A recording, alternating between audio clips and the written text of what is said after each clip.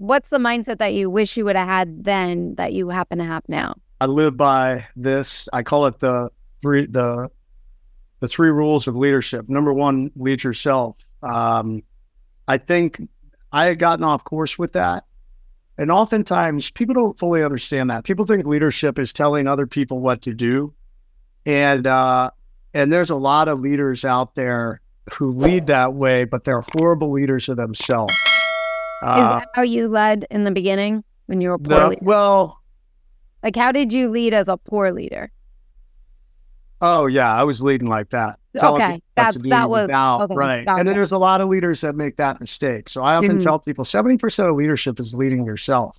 It's being self-aware enough to understand what your strengths and weaknesses are. Oftentimes, many leaders try and hide their weaknesses, so they'll avoid doing the things that they're weak at, so it doesn't show their weakness, thinking that by doing that, it makes them look stronger. But the reality is, by embracing that, let's use running as an example. Maybe the leader is a terrible runner.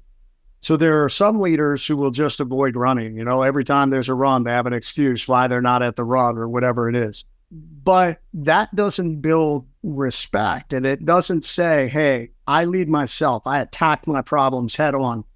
The leader instead, who you're like, that guy's a bad runner. But he kills himself. He's literally heaving and throwing up as he comes across the finish line to be last, but you're like, oh man, I'd follow that guy anywhere, even though, you're like, he's so slow, but I love that guy. You're like, that guy's so passionate. He's like, I'm giving it, he emptied everything in his tank, and that's leading yourself. And people will follow that. And I try to explain that, like, hey man, at the end of the day, you should be looking in the mirror and ask, am I the best version of myself? And I try to live my life that way now. I try to physically be my best. I'm a lot older now, but, mentally, with my business, with my people, with my family. So I think that's the biggest part of leadership, because then it naturally leads itself to rule number 2, leading others.